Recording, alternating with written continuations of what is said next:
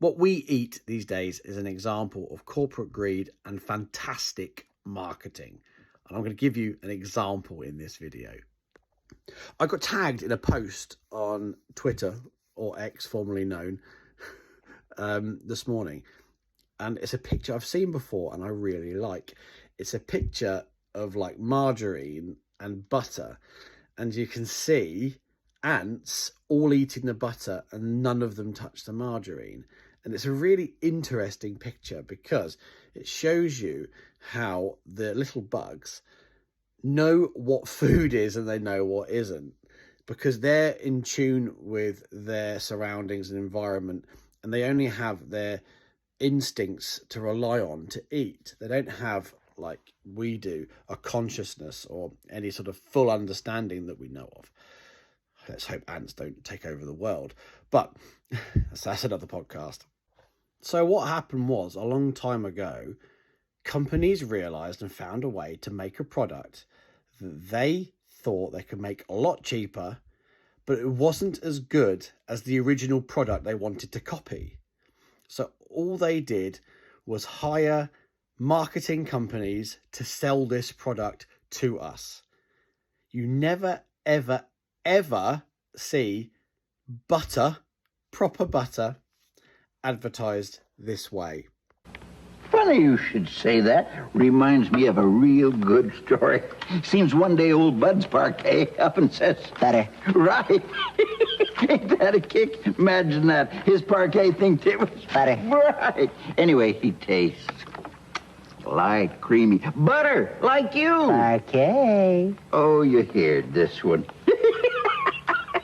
Parquet margarine from Kraft. The flavor says Butter. Pure marketing.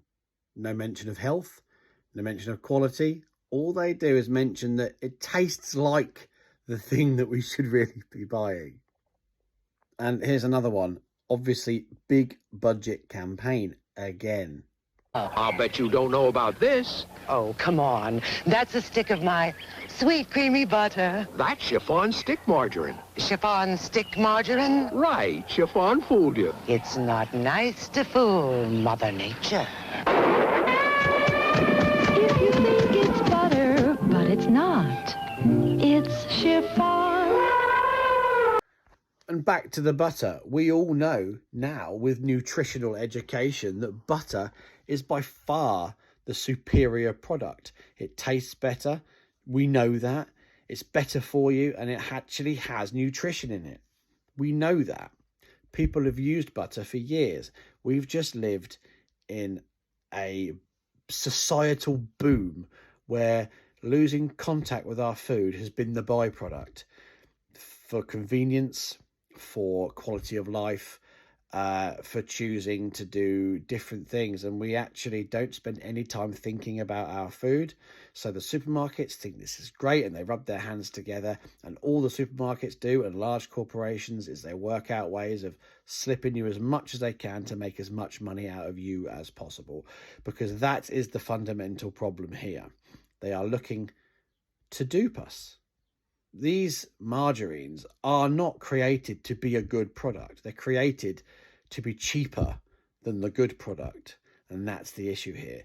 You can apply this model to most foods across the board. When it leaves the farms in this country, in the UK, they're all decent quality products. But what happens is they get played with, messed about with, changed, and we're all concerned, especially as farmers, at what's going on with this nation's food industry. It needs to change.